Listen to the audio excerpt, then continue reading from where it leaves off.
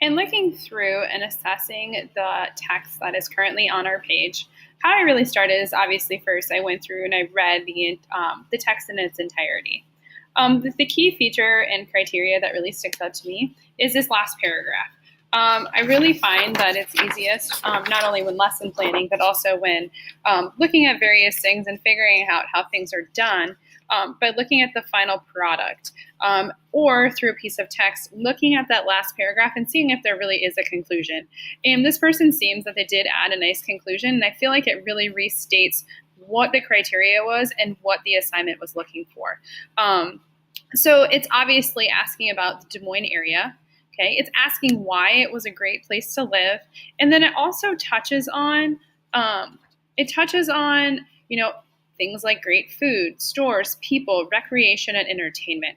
I feel like those things are really specific and very blatantly laid out, which makes me feel like that was a criteria that was really given towards that assignment. Now, looking up above, okay, I'm really curious if they were also asked to talk about not only the Des Moines metro as a whole, but also the city that they live in. They first start off with my city, Urbandale. So that really makes me think that that was also part of the criteria.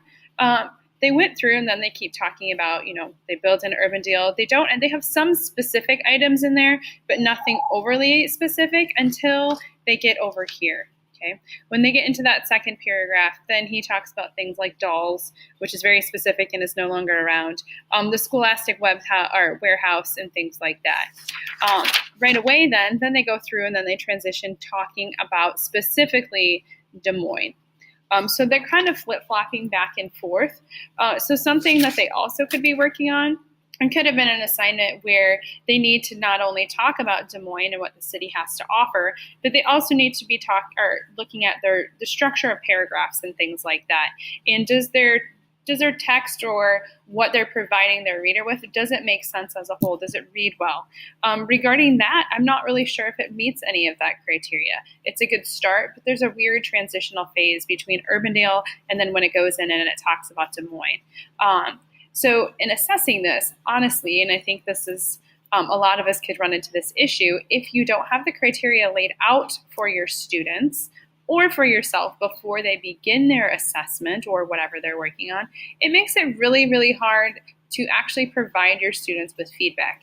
To provide them with feedback of where to go, things that they've done really well, or things that they need to fix.